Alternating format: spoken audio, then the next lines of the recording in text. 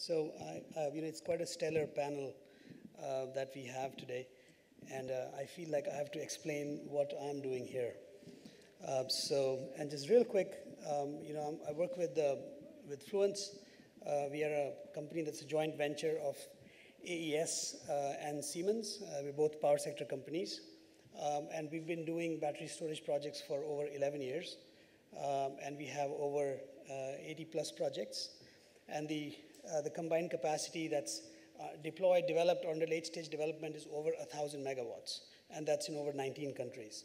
So that's the background of the company. And I was asked to come here and talk about what are the issues and challenges that a company like Fluence is facing in India, and where do we see the future, which way do we see the future headed. Just one more quick qualifier, I guess qualifier to be on this panel, and Priya just mentioned that, so that's the Delhi project, you're looking at it. This is just an aerial shot. This is a 10 megawatt, 1 hour project, it's grid connected. It was developed by AES and Mitsubishi Corporation and Tata Power DDL. And this has been connected to the grid since the middle of February this year. So in terms of talking of issues, I mean, there are several, and I can talk about a few. I've tried to categorize them. The good news is that there is a general recognition across policymakers, across the board, that there is a need for storage, right? I think 2 years ago that was not the case. We did not clearly recognize that we were wondering whether do we even need storage. Today we realize that we need storage. I think that's the good news. And I will talk about the issues in that context, right? Because if that recognition was not there, that India needs storage, then I will not be here. So let me speak of the issues in that context. So it's going to be more ground level. It's going to be more what I'm facing, when I'm meeting people and we're trying to, solve people's problems with with battery storage. And I've tried to, keep the language on these slides to a minimal. And hopefully that encourages more discussion. But I think one of the first questions that I'm getting is, which I see as a significant issue, is indecision around what technology to use, right? And when I say technology, I mean at the very early stage, people are still wondering whether, do I even need batteries, or can I do with pumped hydro, right? Or can I use DSM, demand side management, as a replacement for storage, right? Can I do that? I mean, people are wondering, can I just curtail the load? I mean, can I just cut the load off, right? That's an option in India, in many parts of India as well, right? People are thinking that. People are thinking, can I put a peaker in place, right? Can I put a quick response peaker? And that would meet my cycling needs and my ramp-up needs. I mean, those questions are being asked as well.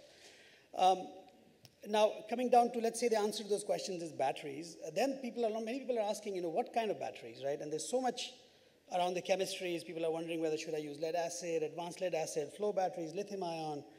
Those are the questions that are coming up. And then, of course, technical specifications. It's a complicated concept to understand. Even I struggle with it sometimes.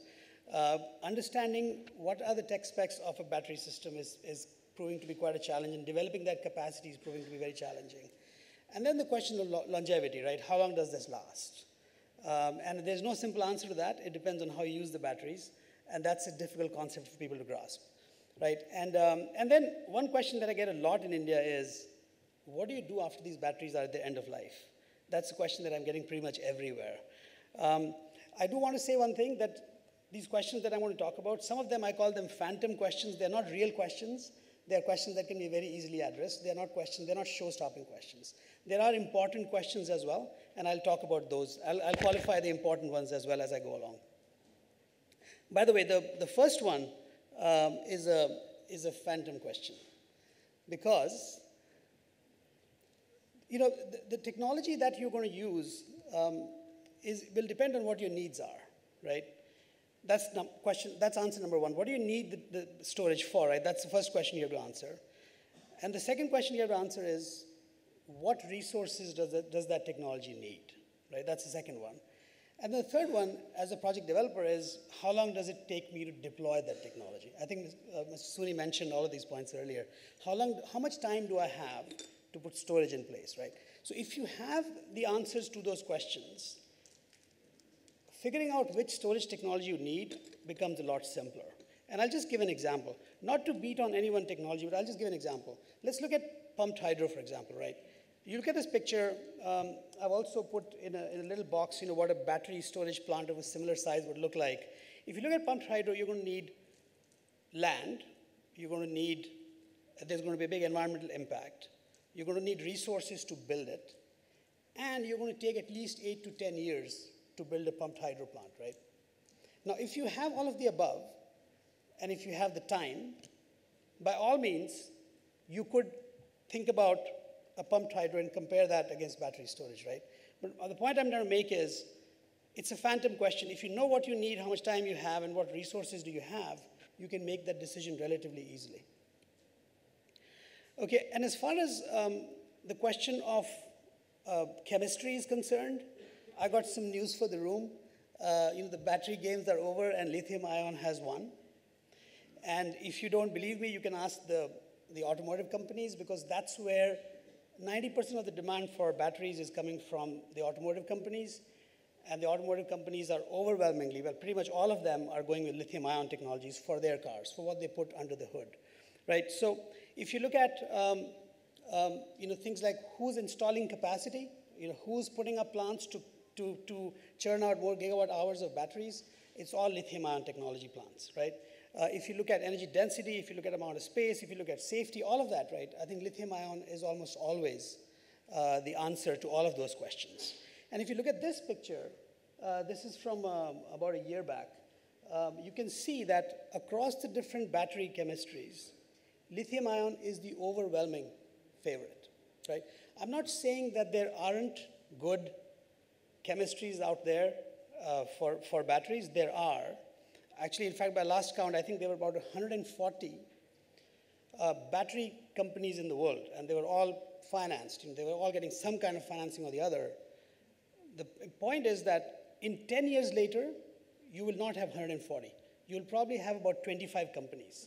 And you want to make sure that the company that you're working with is one of those 25 that survives 10 years later, right? That's the important question.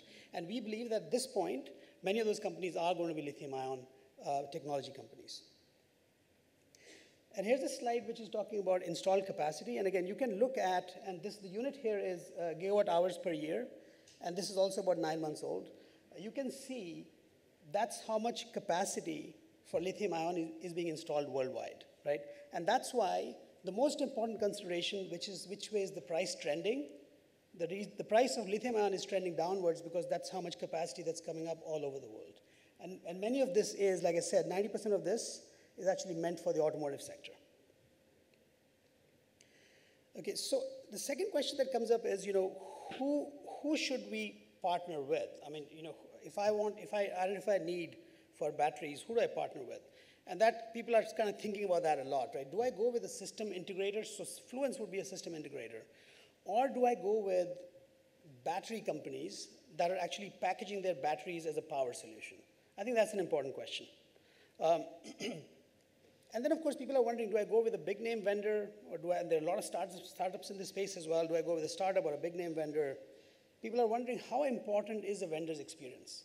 If somebody has put together a solution, is that good enough? Or do I have to talk to only someone who has a solution that's been operating for the last 10 years? Something that's been operating in a temperate zone, a tropical zone, all the different kind of environmental conditions which are known to impact the performance of a battery, right? I think those are questions that people in India are debating and discussing a lot. I wouldn't call that a phantom question. I think it's an important question. But I think if you make that decision as a business person, I think the answer is relatively easy, right? So battery storage is, it has risks. There's chemistry. It has issues of degradation, and there are all kinds of risks that come with it. So I think what the industry needs to look at is, firstly, you have to make sure that you are not going through the learning pains of someone who's learning battery storage with you. You want to make sure you want to avoid that kind of a pitfall, right? And you want to make sure that the degradation of that battery is minimized. And I'll go into that in a little bit. And lastly, you want to make sure that there is no supplier lock-in, right? So you want to make sure that if you buy an asset, you're buying something that 5 years down the road, if there's a better technology available from a battery point of view, your system can integrate that new battery. I think that's an important consideration for you if you're making a decision to buy, right? And then secondly, we've seen that in India as well, where the rules are changing. We had the Fourth Amendment to the DSM regulations. Now we are on to the Fifth Amendment. And by the way, on the 31st of December, we were at the Third Amendment, right? So we've had 2 amendments to the DSM rules. You want to make sure that the storage that you buy has the ability to adapt to those changes, so you can change the way you use your batteries. So you can make the most of those rule changes, and whether it's from a revenue point of view or whether it's from cutting your fines and costs point of view, right? You want to make sure that you can adapt to those changes. And of course, you want to buy something that can do multiple things, right? If there's a battery that can do, let's say peaking power, right? You want to have a battery that can do frequency response as well, right? So again, there's a lot of question around, can it do both? How many simultaneous applications can a battery do? Again, it's the way you engineer the batteries. You can do multiple things, but that's an important consideration, right? And lastly, you want to make sure that the bankers like it, right? You want to make sure that the technology that you buy is going to be financed by a bank, right? That's a very important. In fact, use their ability to, even though banks have done a terrible job of, of evaluating their risk in the recent past, I think you should still use their ability to evaluate risk and use that to make your own decision. Okay, the next point, the issue that the industry is facing is an interesting one, is around which battery applications. So I think we just heard Mr. Deshmukh talk about, what all applications a battery can do or perform, right? And that's true. And when I talk to people, obviously you want your battery to do all of the above, right? That's what people want it to do, right? But the thing is, when you aspire for a battery that does all of the above, then you are in fact, ending up with a much larger battery with a lot more functionality, which ends up being a much more expensive asset, right? So I think it's important that you evaluate exactly where do you get the most value from battery storage, and not try to do everything that a battery can do. And of course, make sure that what you're designing your battery for, those are kind of mutually compatible kind of applications. I think that's an important piece. Now, this is an important question, but it's not a question that cannot be answered right now. What it takes is, it takes a lot of data. So if you're a user, if you want to be a user of that battery, you will have to produce a lot of data on how you run your business without a battery. And when I mean run your business, you could be a distribution company, you could be a transmission company, you could be a commercial industrial establishment. You got to show what are you doing without a battery, and then you put a battery on top of that, and you see how the battery helps you cut your costs, lower your energy bills, lower your fines, may increase your revenue stream, right? But that takes a lot of analysis. What I'm seeing a lot in India is people just sending out a two-liner saying, can you send me a quotation for a battery with X kilowatt hours and a few specs here and there. That's not the way you will be able to make a decision on a battery storage system for years. I mean, if that's the approach. I think it takes a lot of close collaboration, a lot of data sharing. It's almost like you want to create the space to analyze it and give it maybe 4 to 6 months before you're able to make a decision on how big, what energy capacity, what kind of power capacity, how many years do I want from this, how many cycles will it run, all those questions, right? It takes time. And just to kind of say that this is not something that's not been done before. So the year ending last year, September 30th, there were close to about 1,978 megawatts of battery storage purchased in the world. This is like the projects that were publicly declared. And this was spread across 126 projects. And in fact, my company got about a 17% share of that. So the interesting thing is that this is being done. These kind of discussions are happening all the time, right? The batteries are performing the same applications in the US, in Germany, in Australia, in Philippines, as they will in India, right? So these questions can be answered, but it's a question of creating the space to engage and get to those answers, right?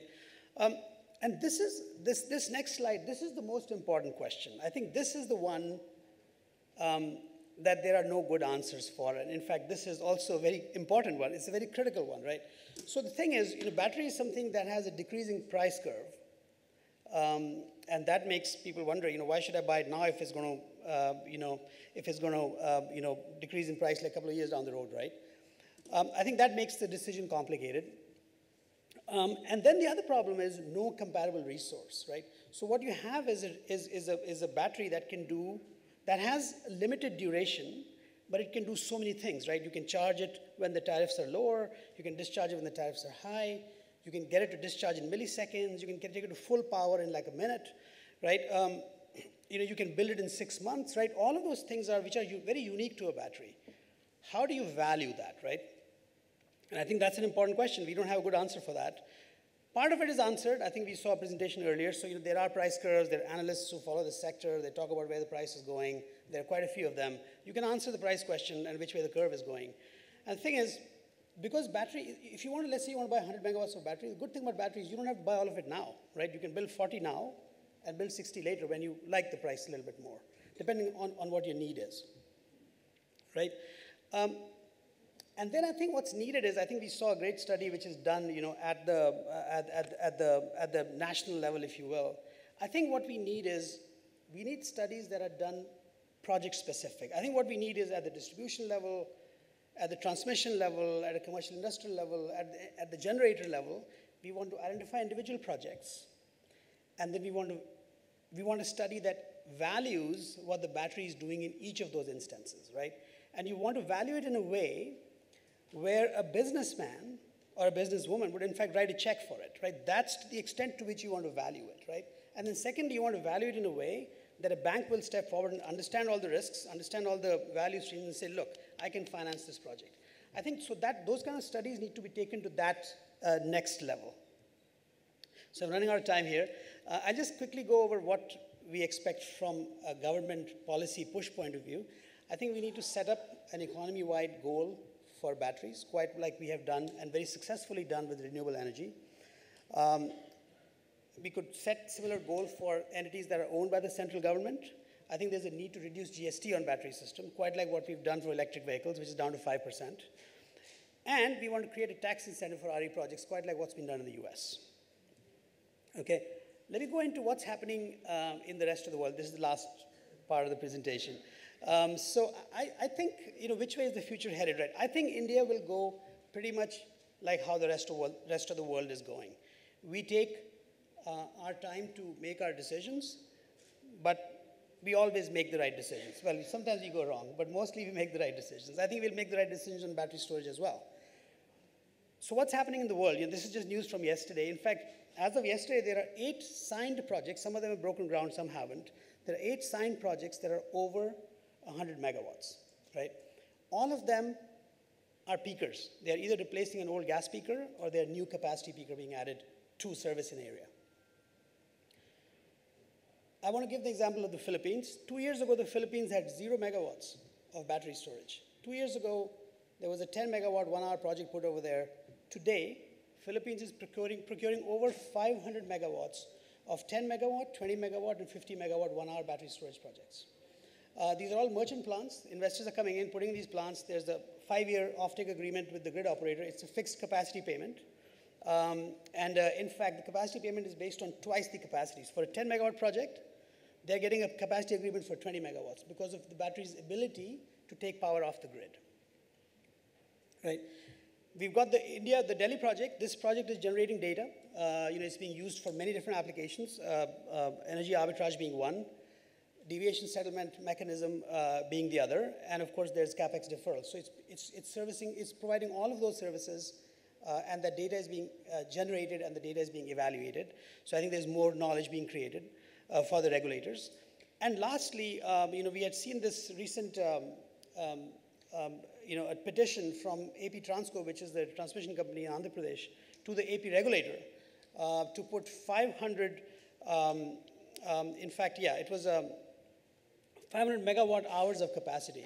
There's a lot of renewable energy in Andhra Pradesh, and there's a lot of intermittency because of that. There was a peaking power deficit. So they had proposed to set up a 500 megawatt hour battery storage capacity, and in fact that was approved by the regulator It went back to the developer, and it came back as an EOI, and then there was an election, and the government changed, and things changed after that.